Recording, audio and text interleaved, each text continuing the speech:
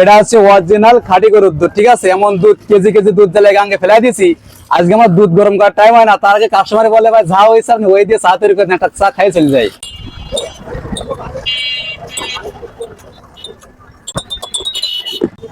মাশাআল্লাহ,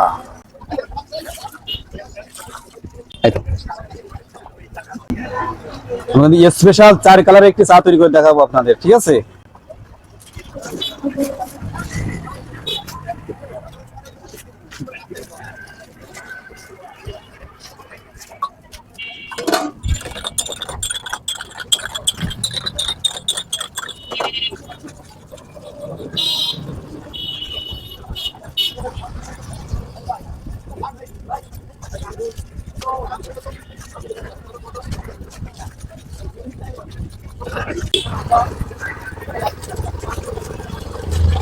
हाँ,